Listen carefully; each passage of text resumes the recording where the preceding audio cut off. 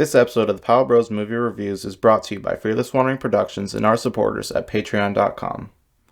Did you know that patrons of the Power Bros Movie Reviews get access to a weekly patron-only bonus show called Movie Chronicles with the Power Bros?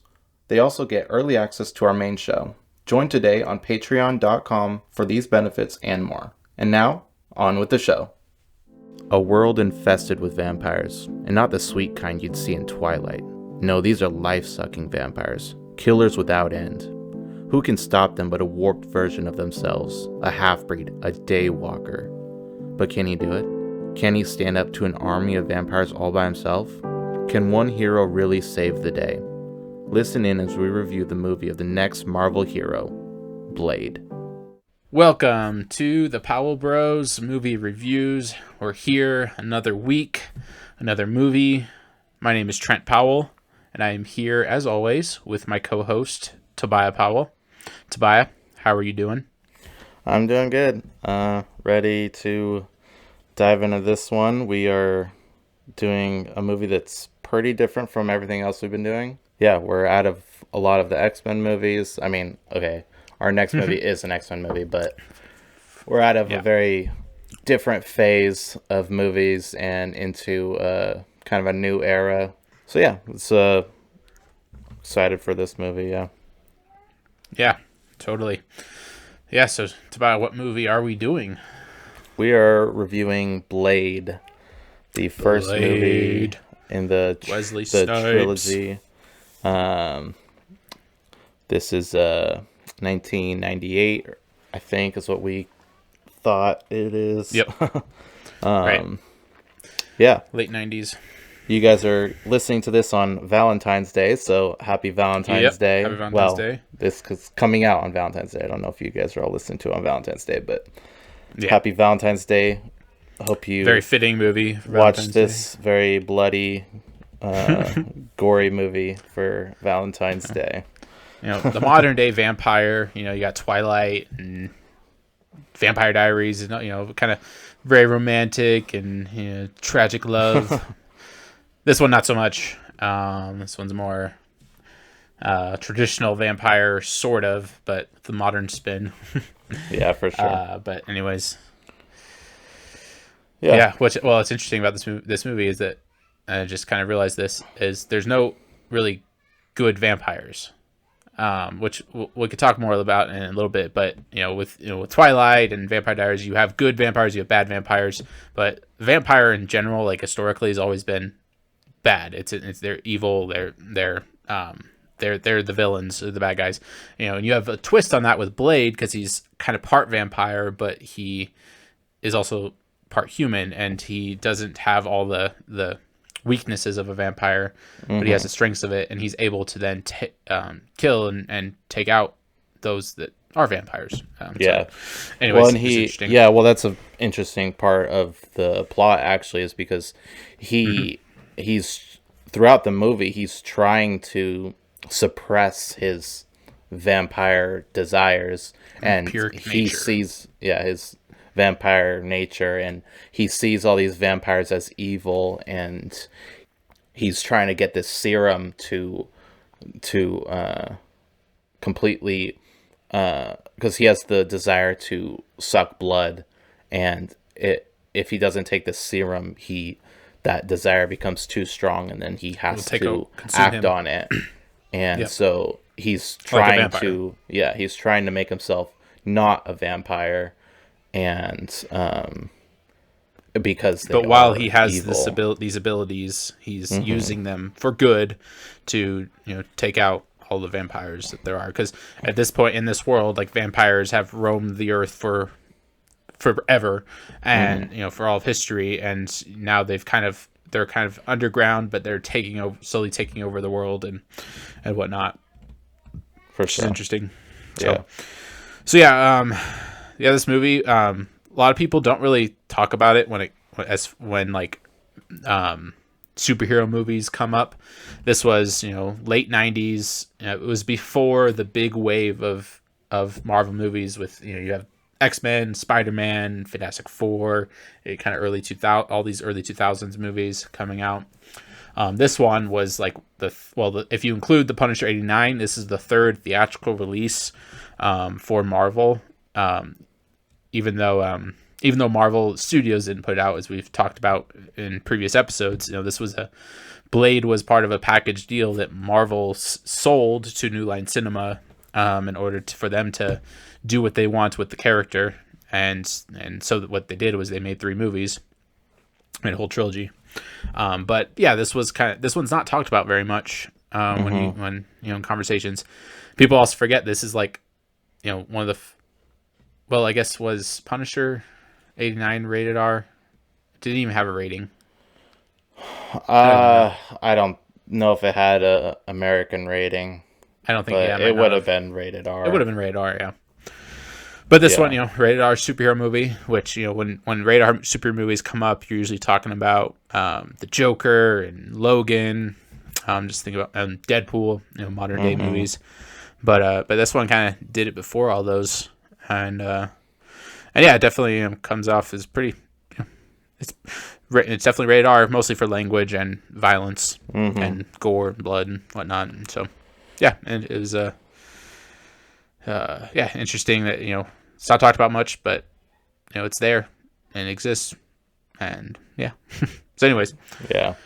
Tobiah, what was your first initial thoughts of this movie? Man, there was a lot of things I liked about it. This has been a lot better than a lot of the other movies we've watched. The plot had it had some issues, but it had a lot of clear. It had a clear path. We knew what the hero wanted. We knew what the villain wanted. We knew the motivations of everybody. So we were able to sit there and root for the hero. Be angry at the villain with the as an audience, and you can really dive into it a lot more when you actually know who's doing what the hero wants, what his struggles are, all these things that a lot of these other movies just were leaving out, and we just didn't have these connections. And yeah, pretty similar to me. I had recently seen this movie probably a year ago or so. Actually, I might have watched it last Halloween, so it might be more recent. Maybe. Anyways, so I knew what to expect going into it, and I'd say my expectations were pretty high, and they weren't really met after I watched it, because I thought I just went into this movie a little more critically than I have in the past. It's a very fun action movie, I would say. Like, I mean, it's Blade, killing vampires. Like, it's great action. It's typical '90s action, but well done, I'd say. And it's a fun superhero movie for the most part. Definitely darker toned. A little more violent than other superhero movies. But yeah, I had high expectations. Weren't necessarily met, because I think like I said, the plot, though good and better than a lot of the movies we've seen recently, I'd say the plot was lacking in some places, especially the first 2 acts. There was not a whole lot really driving the plot, except for just Blade wanting to kill vampires, and then things happening to him as he is doing that. Like, his plans aren't very clear. You bring in the female protagonist, and she's she has to be rescued by Blade, and she gets bit by the vampire, but he tries to save her, which does help us get to know his character a little more, because he's willing to sacrifice himself and do what was necessary in order to try to save this woman. But then she comes in and joins him in the plot, and comes alongside him throughout the movie, especially as she's kind of turning, but she drives the plot a good amount. I'd say the villain side of it was well done, because he had very clear motivations. We knew what he was trying to accomplish. His plan was pretty much, for the most part, laid out pretty clearly. And he's the one that finds Blade, so it's not Blade even finding him, because I think it takes a little bit for Blade to even find out who he's really looking for, or find out that Frost has kind of been leading these rebel vampires that have kind of been going against the council. Yeah, with Blade, you for most of maybe the first I don't know, half or first act, he's so we don't know, he doesn't have like an end goal. He doesn't have like a plan. He doesn't have a plan to take down vampires altogether. It's just kind of he's just running and gunning it and killing any vampires that he finds until he meets the girl. And then eventually we kind of he ends up getting a meeting, or the villain arranges a meeting so that he meets up with, because the villain knows about Blade because he's out there killing a bunch of his guys, and so he arranges it so that he can meet Blade, and or I don't know if he arranges it, but somehow he meets Blade, and and then Blade, as soon as he meets him, he realizes like, okay, this is the top guy. This is this guy's he's a leader and he's crazy, because we can see how crazy he is, and Blade sees how crazy he is. He's like, okay, I gotta kill this guy. And then he eventually finds out that he's the one that supposedly killed his mom. Turned her into a vampire, pretty much. Yeah. So he's really the one that Blade's been after all along, and he eventually figures that out. And tries to stop him. Yeah. Yeah, the villain, I think, worked really well. His motivation, like you said, was always clear. One of the first things he said is that like humans are his food, and that they should be worshiping vampires, not vampires hiding from humans. Those are like a few things that he said right away. And it's like, okay, yeah, we see that this guy's clearly evil. He hates humans, and he just sees them as food. And then kind of on the contrary, when we see Blade, we see him rescuing a girl. Well, I mean, the very first scene, he slaughters a ton of vampires at the I don't know what club scene, blood party or whatever it was called. But after that, was it very long after that he met the girl? Not a whole lot. Oh yeah, it's right after that, because it's one of the guys that he killed at that party that was at the morgue or at the hospital. Right, well, yeah. So and that's where he meets her. The second antagonist, is kind of Frost's second-hand man, or whatever. I can't remember his name, but he's the guy from the Gotham TV show. He's Gordon's partner in that show. That's the only thing I know him from. He got burnt. So Blade caught him on fire, and then he goes to the morgue and gets sent to the morgue, and then she works in the morgue, and as she's checking on this body, finds out like, oh, he's like still alive, and so then he wakes up, and then he bites her ex-boyfriend or whatever, who's also her coworker. Who's her coworker? Which eventually find out he turned him into a vampire zombie or something. It was weird. I didn't. Yeah, that really was get that. Weird. Yeah, it was kind of. Yeah, didn't really do much of the story. I mean, like, okay, we kind of learned a little bit about her background and character, but it doesn't really do much. It like didn't go anywhere. He's like, oh, he's back, and then she has to kill him again, or I guess actually kill him. Yeah. Anyways, but then we kind of get into it. Like that's where the story drives to, where he ends up meeting the main bad guy, and because she helps him just with his issues of trying to not be a vampire, with the serum and stuff. Right. So yeah, like one thing that was interesting is he had so many opportunities to kill that guy, like the guy that he caught in fire, and that was throughout the movie, like so many times where he could have easily killed him, but for some reason he doesn't. But yeah, it's whatever. Yeah, the plot had some issues. I'd say the third act was decent, though. Even like from the villain standpoint, I feel like there's just a lot that was going on throughout the movie. Like you're learning about this blood god that he's trying to resurrect or conjure or whatever, and you have to have a certain amount of people that are part of the council all in the right place at on the right day, and then you have to have a day seeker, which is Blade. You have to have his blood, in order for them to conjure up this god, and then the god comes, finds a host, which ends up being Frost, and then you have the final fight at the end. But I mean, from a story standpoint, yeah, okay. Once you get the third act, you kind of understand what's going on. It's a lot happening, but and you have Blade. You have Blade, he almost turns completely, or he dies because he's not able to get his serum or his the blood that he always takes or whatever. Anyways, so yeah, I don't know. Do you have anything else to say as it pertains to the plot? Well, the part where they kind of lose me is with when Blade's mom comes back. It was just so pointless.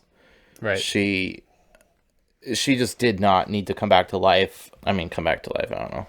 She was alive the whole time, but Blade just didn't know, Yeah, she's supposed to be dead. It kind of ruins his motivations because he has this motivation because his mom died. Not only does she come back, but he ends up killing her, and it kind of seemed like they tried to make it like some sort of closure thing for him, but his motivation came from like his mom dying, and the reason he kills her is because she chooses the vampire life, and he's he kills vampires, so he had to kill her, and because she kind of betrays him. Yeah, she kind of betrays him. She would have just been another vampire that he would have had to dealt with, and so he just kills her. But that whole story just kind of felt hollow. Yeah, there was nothing of substance in that, and it just felt pointless. As far as like the main plot goes, it didn't affect it at all, and it just kind of distracts you. And there's just lots of things like that throughout this movie that just little things like that just weren't really necessary. Just other subplots that just kind of distract you from the main plot, really. I mean, we haven't even talked about Whistler. Like, he's one of the main characters, and I really like his character. He's a great sidekick, I guess, to Blade. Same motivations, same kind of heroism, and right. His death, was it really necessary? I mean, it kind of gives Blade motivation, I guess, and I think so, and kind of pushes him. And it kind of helps us learn more about Blade's character as well, because you see that he actually cares about this person, because he's pretty kind of cynical and like very stern throughout the movie. It's kind of hard to really read him. He wants to kill vampires. There's you get a few glimpses into kind of more kind of him under beneath the skin, trying to kind of see who he is throughout the movie, like with the girl and him willing to save her. But even then, he's still kind of like a little bit kind of cold towards her in some ways. Like, he sends her off and actually uses her as bait at the beginning. But when it comes to what you said, his name's Whistler. I know his first name's Abraham Whistler. Yeah. Oh, okay. So like you kind of get to see like, oh, he actually cares about this person. He's kind of like a father figure, mentor figure to him, who's been by his side through all this, and then he gets killed by vampires. So that propels him forward as he continues to as he seeks to take down Frost. And I think that helped a little bit with the plot, because once you bring the mother into it, it kind of changes the motivations and kind of gets a little confusing. But then it's okay. Well, he also has this father figure that was taken from him. That's so he's at the point where he's like, he's lost everything. He's lost Whistler. He's lost his mother.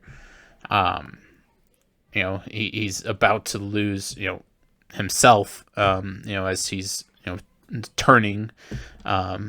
But then he's saved by the girl, and when he sucks her blood, and then he's able to go on, and then be able to get back to his normal self, but not fully turn into a vampire. So anyways, I think that was helpful for the story and for the plot to move forward. though maybe not at the best time in the movie. Maybe it could have happened later, a little bit later on, possibly. Yeah, But yeah, I I agree. don't Yeah, yeah. It wasn't completely pointless, and know. Hmm. I really liked Whistler's character. I thought he was great. Definitely. Yeah. I don't know. I think that's probably a. I mean, before we get in, I guess we can get into the character development. Hmm. Kind of what I saw was that kind of like a lack of he had like a lack of identity. Hmm. He struggles with the fact that he's suppressing his desires for the thirst of human blood, Right. and how he's trying not to be a vampire. Right. Yeah, he's But trying not to become the very thing that he hates. yeah, but he also at the same time doesn't see himself as human, and he like he knows he's not human, and he kind of sees himself as separate from that, and so he kind of like it just kind of feels like he has a lack of identity, and his only like he feels like his only purpose is to kill vampires, and that's just what he was born to do. Hmm. I mean, I guess that kind of is an identity, but Yeah, because he had one it's like a interesting line in shallow the movie. identity. Yeah, yeah, kind of shallow. Like there wasn't one line in the movie that stood out to me where he basically said, yeah, talking about that desire for revenge. He said, pretty much every time that I kill one of them, I gain more life back, or I feel more alive. Feel Mm. like more like who, like myself, I guess, or that life that no that life that he lost when he was born. When his mom was taken, her life was Mm-hmm. taken from her by the vampire, and then he got this vampire powers. Like, you feel like every time that he kills another vampire, takes revenge, and gets revenge, he feels more alive. Which, is like, interesting. That's one theme that we see throughout the movie is his desire for revenge. And like we talked about in Punisher a little bit, and in other movies that we've seen, like, one thing that drives characters often is revenge, even in real life stories. And when you're talking about in the context of a vampire movie, it is interesting because vampires, what they do is they take the life of another, in order to be satisfied, in order to satisfy their thirst, but they're never filled. They always need more. They always have to kill more. They have to get more blood. They have to take more life, and they still are left empty and always desiring more and more and more. Um, and same thing with revenge. Like, someone's desire for revenge, like, you can keep on feeding that desire, keep on taking life, keep on killing, and even when you get that final revenge, when even he kills Frost, like, it's still not really satisfied. It's never, Mm-hmm. that desire is never fulfilled. There's reasons for that. One being the fact that vengeance isn't really ours to take.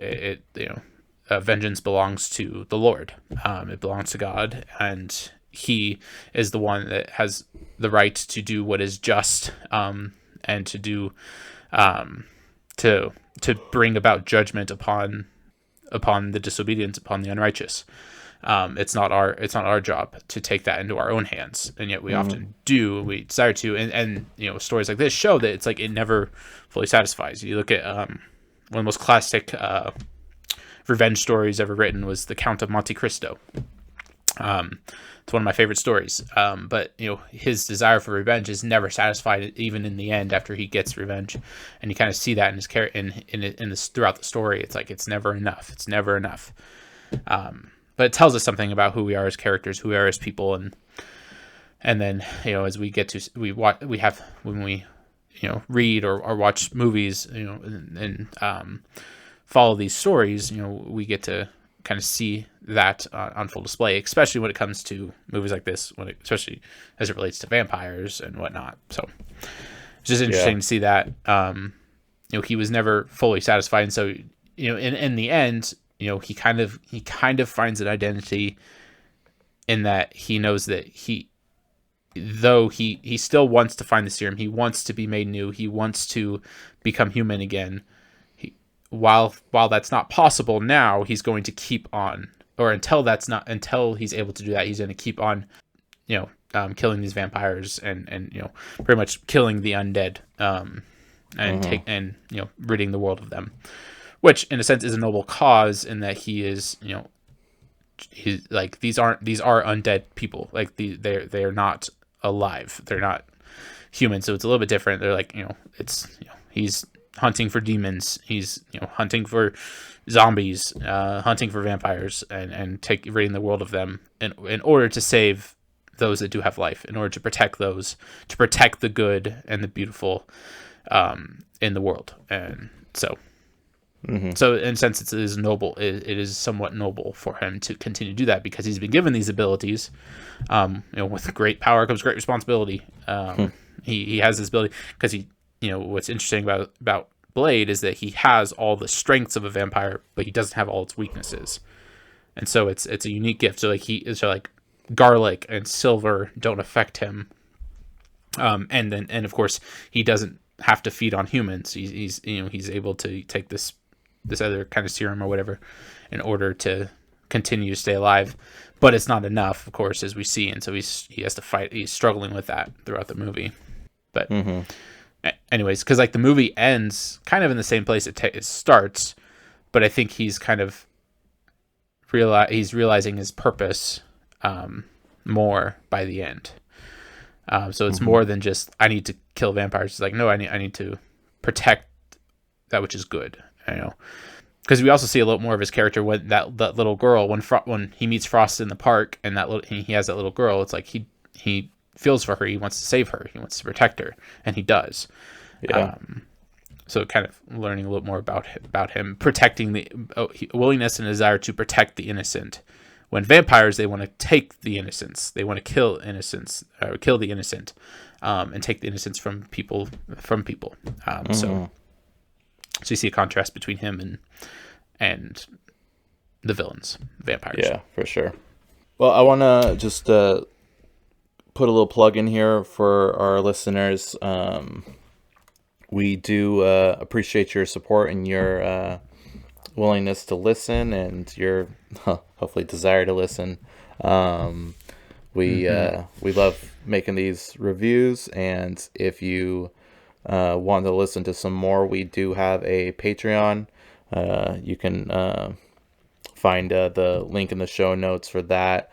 We do typically we talk about the Stan Lee cameo or the end credit scenes, if they are in the movies, and that'll be a little more common after this movie. If you want to head over there and give us some support and help us to continue to make these reviews. We also have a couple mini reviews over there, so if you want to listen to those too, you can subscribe, and we have the link in the show notes. But yeah, all right. So we can maybe talk about the Dark Knight of the Soul. Oh yeah, let's do that, because we're kind of at that spot. So this one had a pretty good Dark Knight of the Soul, and it was pretty long. I mean, that's kind of fit with this movie. There was a lot of how the structure was long. Was when Blade is when he was without his serum for a long time, so he's becoming more vampire than human, and he's being held hostage by the vampires, and then the Frost, he's succeeding in becoming he's doing the ritual and stuff, and then he becomes, or he summons the god or whatever. Would you agree with that? Yeah, totally. I'd say that was pretty decent Dark Knight of the Soul. Yeah. However, like, I don't know, maybe you can maybe give a little more clarity for me on this, but like, I would say there wasn't much that he needed to overcome as far as his character. Like, there wasn't any flaws really in himself.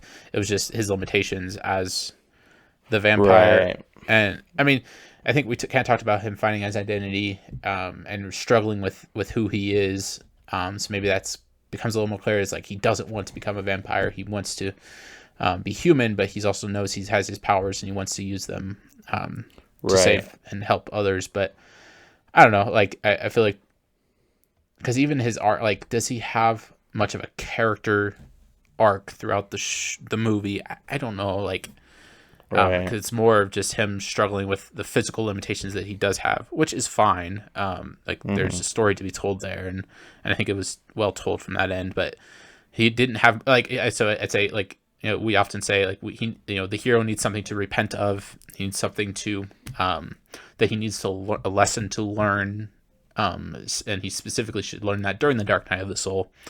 I don't know. Yeah, Was there anything? Well, so in the scene when he's being held hostage by his mom. And Yep. so when he ends up getting loose, it was almost like when he killed her, that was like his time. And it was like, it kind of ties into with that identity thing. Like he's choosing to be the guy that kills vampires. Like that's who he is. He just kills vampires. Maybe that's what it was. Or yeah, I mean, there was a lot of physical things that he had to overcome. Yeah. And the biggest things were like his identity and his motivations for what he was doing, because a lot of it was stemmed from what happened to his mom and her getting killed. So it could have been like that him killing her and breaking free was him saying like, I'm not doing this because of my past, I'm doing it because it's right. I mean, might have to dig a little deep to find that, but it could be what it was. Yeah, no, I get that. Yeah, Yeah. because the thing about him is like, I think Wesley Snipes did a great job. Like, if we want to talk about acting, like, he did a great job at his character. There were just a couple of moments where like I feel like you didn't really know what kind of really. Like at some points he's very stoic, very stern, and kind of cold. Other times he's like cracking jokes, which kind of like it doesn't do it that much. There was just a couple times in the movie where he just kind of makes like a snarky remark or something, and it like, seemed a little bit out of character as far as like what they were going for. So I just wonder like if Wesley Snipes even really knew like exactly what kind of character he was portraying. Right. So much. Yeah. I don't know. I feel like his character a lot of times or his acting maybe, I don't know. It was just it was a little too, I don't know, dramatic, I guess. Like his seriousness was a little too dramatic. Yeah. I feel like there's times where he, like his seriousness just felt fake almost. And that could have been for bad writing, and not really for him sure. not knowing what kind of character he's really supposed to portray, and just kind of going along with whatever scene he's in, and because like Wesley Snipes is a great actor, and I think overall he did a good job. But yeah, it was like sometimes it was a little bit too dramatic or too serious. You just didn't believe it really. Yeah, it seems kind of off at times. Yeah. I felt like the villain was like a very classic, like 80s to 90s villain. Totally. Yeah. Like, I think he was for the most part pretty good. Like, kind of the young gun. I'd say he's actually probably one of the better villains that we've seen so far in all these movies. As far as just like clear motivations, reasons to hate him, and he's just evil, and and we see that, and we see kind of his reasons and his desires as a vampire, and he, because he's not a he's a half-blood, half-breed. He was born human but became a vampire. He was turned, and then you have like this council of these older vampires. They're all like natural born vampires, and they're kind of controlling this organization of vampires, this council of them, and his desire, Frost's desire, is to take over and to rule the vampires, and then take over the world, because he hates humans, and he wants to rid the world of humans and fill the world with vampires, which is something that vampires want to desire. Like, they want to take the life of others. They want to take the life of the innocent, as I was saying earlier. And they do that by taking the blood, which, as scripture, as the Bible says, the life is in the blood. That's why blood is sacrificed for the forgiveness of sins. That's why, That's why blood is often used in rituals and sacrifices in a wicked way. This is why when people desire to spill the blood of others, they're doing it because they're taking the life of another person, and they want to spill their blood and take the life from them. And we get to vampires. Their desire is to take literally the blood of another and either turn them into a vampire or just suck the life out of them so that they die. And in order for them to be filled and satisfied, but it's never enough. They always want more. They always want more, and they're never satisfied until they take over from Frost's point, until they take over the world. And even then, it'll never be enough, because once the world's rid of humans, then whose blood are they gonna take? Like, it's just it never ends. Even though they think it will. It thinks it'll end with vampires ruling the world. It's like, well, no, that's not possible, actually. Because then you will just die off. Anyways, which, like, and man, I could talk all day about vampires and, like, the historical significance of them and what we see in story. The vampire has been around for, like, if you go back to Dracula was the first kind of modern day vampire that we know of. That was written in the late 1800s by Bram Stoker, which is a great book, by the way. I've recently read it. But even in Dracula, it's like his desire is to learn about humans. It's about he wants to take the life from humans in order and create more vampires and until they fill the world. And that story, we see Dracula coming from Transylvania, which is a fictional land, but he's coming to England, and he starts infiltrating that country. And so that's where kind of what we know is the modern day vampire, with garlic and silver and sucking the blood from the neck, whatnot. Like, all those concepts and ideas come from some historical fiction and some even historical reality, which we're not going to get into right now. But we see that played out throughout that story, that book that was written, then they've adapted it into movies and many other movies. They've made comedies out of it. You have I know Johnny Depp did a vampire movie that was kind of a comedy. I think it was called Dark Shadows. You have the animated movies of Hotel Transylvania with Adam Sandler and Kevin James is Frankenstein. But yeah, like, and even in that, which those movies are really fun because they actually make kind of a joke out of it, and that, like, Dracula becomes a celebrity, and which is kind of how we've seen it, how we view it in this day and age. Like, these used to be, like, Dracula was a horror film. Like, it was like what we think of modern day horror films, like even like a lot of the slasher films like Halloween and Friday the 13th, or the paranormal side, Paranormal Activity, The Conjuring, Annabelle, all those movies. Like, those are the kind of movies that our culture goes to see, and they do really well in the box office. But those are like kind of modern day horrors, but like horror movies. You go back to like the 50s, 60s, and 70s, the kind of the modern day horror films then was Dracula and the vampire, Frankenstein, and whatnot. Frankenstein actually being the first modern horror story ever written. And Frankenstein, and then Dracula comes after that. But kind of getting a little off track here, but because I could talk about this all day, like I said. Yeah. But we don't. But this day and age, like, we don't think of Dracula as like a something horrifying, but it is. It is someone who infects the world, who comes in and by night takes the life of others and turns them into vampires and whatnot. And that's what we see in this movie, as vampires are kind of taking over the world.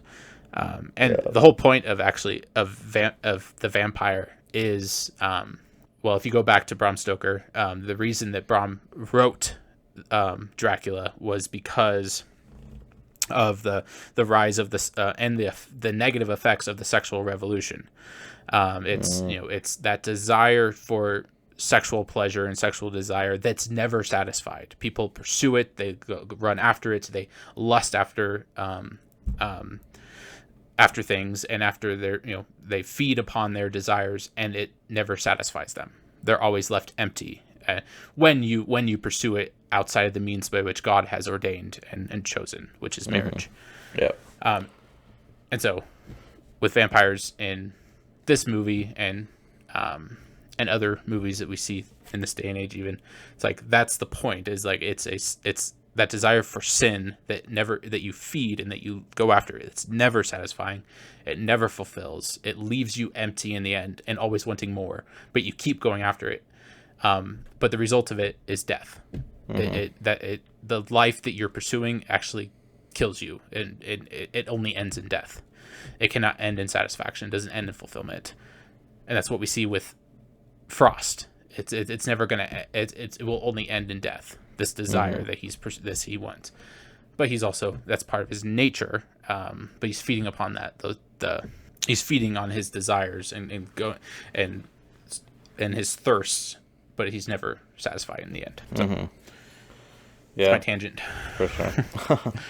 I think we could kind of wrap up this episode. We can get into CGI, music score, comic book accuracy, and kind of end it there. Yeah. So visuals, an interesting topic because of when it came out, because we're talking about the late 90s. So, and like you said, it's a 90s action movie. So we got to judge it based off of that for sure.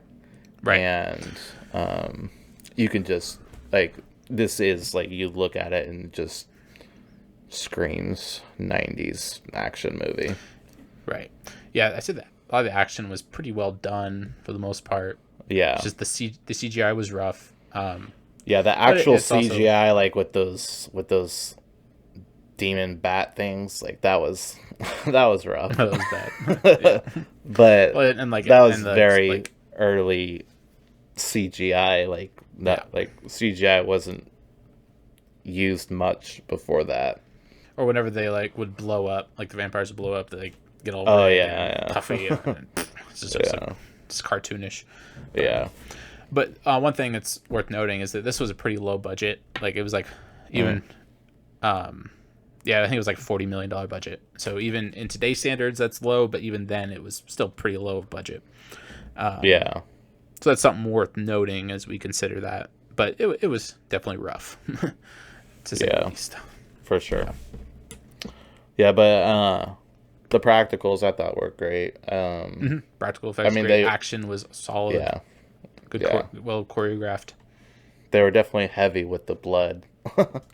They weren't conservative at all with the blood when they used real or when they used practical fake blood.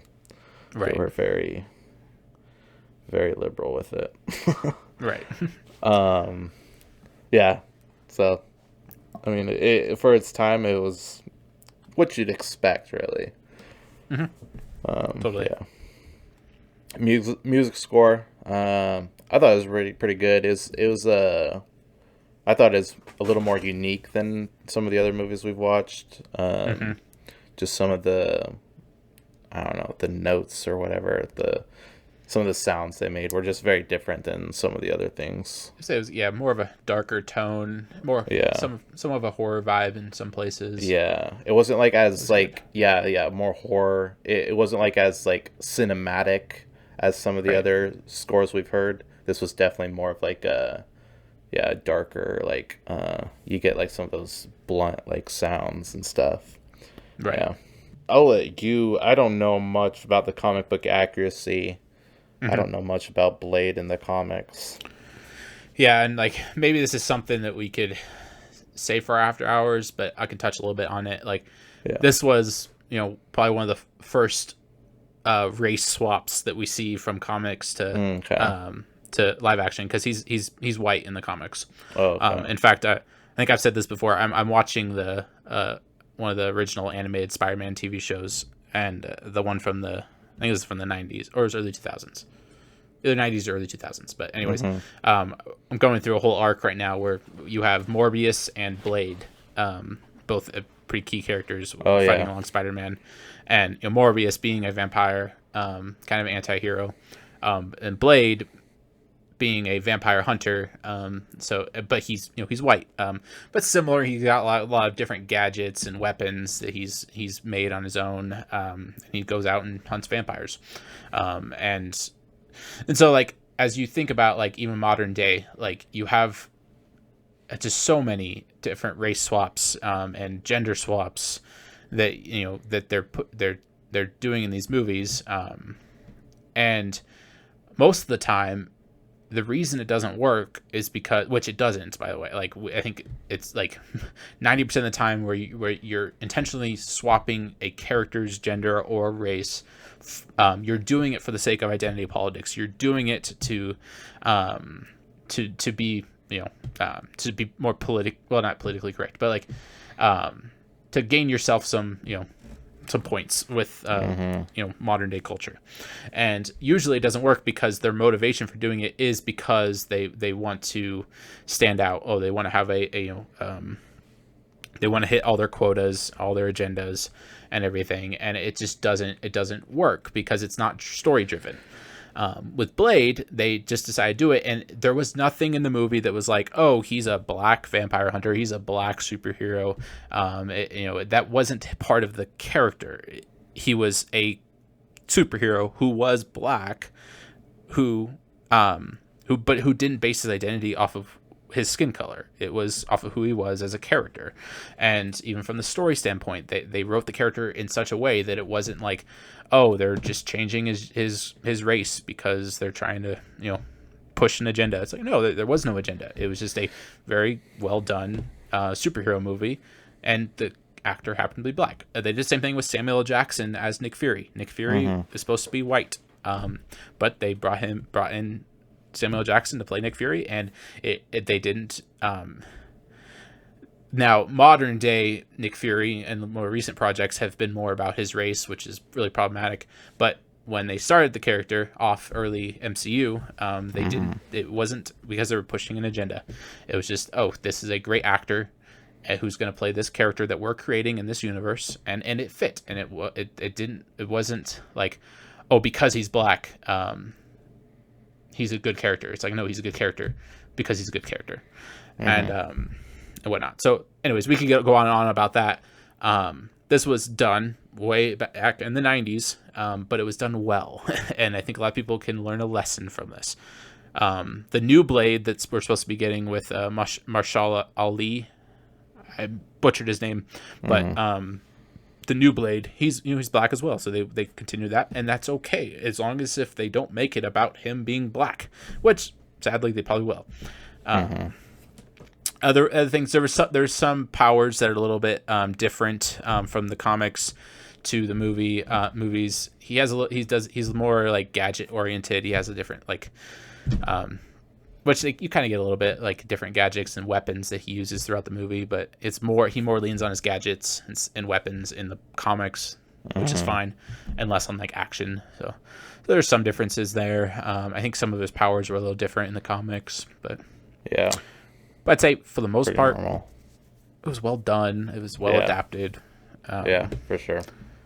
The Blood God or whatever, he's from the comics. He's like a villain. I think Frost is.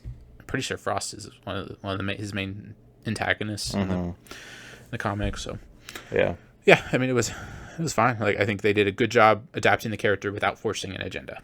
Yeah, for sure. Just to sum that up. Yeah, absolutely. I did want to plug this in because this there was, again, as all movies are, I mean, all these superhero movies are, there was some sexualization of women. It wasn't as bad as some of the other movies, but it was still there. And right. But what's interesting that I noticed about it was most of the sexualization came from the villain side. It was the true. villains that were sexualizing the women. It was, or the female antagonists who were, it's kind of being more sexualized. But it was also because of what what vampires are. Vampires are, like I said, it's related to sexual desire and seeking to be pleased and acting upon your immoral desires and feeding those desires but never being satisfied. So the reason that they did that with the villains is because vampires are more like sexual creatures. Right. Even if you look at just historical stories and whatnot, like that's kind of been the point. However, it was still not good that they did it so much in this movie from a creating standpoint. It's like, you shouldn't sexualize women at all, even if it is just from the standpoint of the villains. But they did it in such a way where it's like, this isn't good. They made it clear, like, this is not something that's glorious. It's not something that's beautiful, even from the story standpoint. It was a little bit overdone and not good. And something that we do want to point out and say, it's like, no, this is not beautiful. It's not good. It's not how we should view women and so forth. Right. Yeah, and I think the female protagonist, I can't remember. We've tried to remember her name. She had a pretty good role in the movie, like, overall. I think so. Right. Because she was very feminine. She was very nurturing. Throughout, like, one of her main goals in the movie was to try to find a cure for Blade to help him, because she cared about him and wanted to help him. And I just thought that was pretty cool. But yeah, anything else you wanna say before we get into ranking? I don't think so. Or rating, I mean. I'd say that's pretty much it. All right, cool. Man, I've been trying to decide if this was above or below First Class. Where do you have it? I know, I wrestled with this one as well. First Class was a better story. I think it did a better job with character arcs and character development. However, like, the sexualization of women in that movie was not good or well done. It was, because they tried to glorify it and it was not glorious. But you still have some sexualization in this movie. I wrestled with it. I put it pretty close. I would put it above Captain America, First Avenger, I think. So yeah, I wrestle with this. I think from a story standpoint, I'd say First Class is better. Yeah, I agree. So I would put it below. I give it like a 6.6, which is close to First Avenger. But yeah, it's kind of around there. Yeah. I don't know. What do you think? Yeah, that's probably good. I think we gave First Class too high of a rating. I think so too. Which is fine. That was like what, the second or third movie we did. Second movie. Yeah. I think, as long as we put it in the order that we like it, it doesn't really matter what the number is, what the overall order in the end is. But yeah, I think 6.6 is good. I think First Class, because I think when we got to the rating, we had already, like, passed, like, the whole like, we weren't talking about the sexualization anymore, so we weren't putting that into our thought of, like, what our rating was. So I think that's why it didn't get as lower. But I think with the sexualization, it should have been more like a 6.7 or something like that. Yeah, I agree with that. Which I'm actually going to just go ahead and change it to that. I mean, yeah, this is our podcast. We can do whatever we want. Yeah. Yeah, we have control. Yeah. I mean, it was, like I said, it was our second movie. And so I think it was, so that, I mean, I think it's fair. For sure. Yeah. Because as we're looking through all these, like, 6.6 is good for this one, for Blade. Yeah. Because, like, we're about to get into some heavy hitters, especially with X2, Spider-Man 1 and 2. I can't remember if the first Hulk was any good, but I feel like it was actually a decent movie. I think it was more the CGI that was just bad. CGI was awful. But yeah, I don't know. I haven't seen it in like It's since been a I was a while. kid. Right. So that'll be like almost like watching it for the first time. Right. I think I've seen it somewhat recently, like maybe in the last like 10 years, but Yeah. yeah, But that one will be yeah, interesting. we have the other two Blade movies coming up real quick. Right, which I've not seen actually. I Yeah. realized. Yeah, so we'll see how those are. But yeah, and then we'll be working through both the Spider-Mans and then the Can't Fantastic wait. Fours and Ghost Rider. Yeah. We got a lot of good ones coming up. It'll be this Totally. it'll be it'll be a lot of fun. Yep. All Yep. right. So Well, yeah. I think we got this one. Yeah, so if you guys want to keep listening to us talk, you can head over to our Patreon where we just click end recording and Continue to start our ramble next on. recording. Yep. Yep. We'll talk about some of the new stuff in Hollywood too, and if we have some mini reviews, we'll be doing a lot more of those, so you can look Yep. forward to those as well. But thank you for listening. We appreciate your support, and yeah, thank you. Bye. Yep. Thank you. Adios. Bye bye.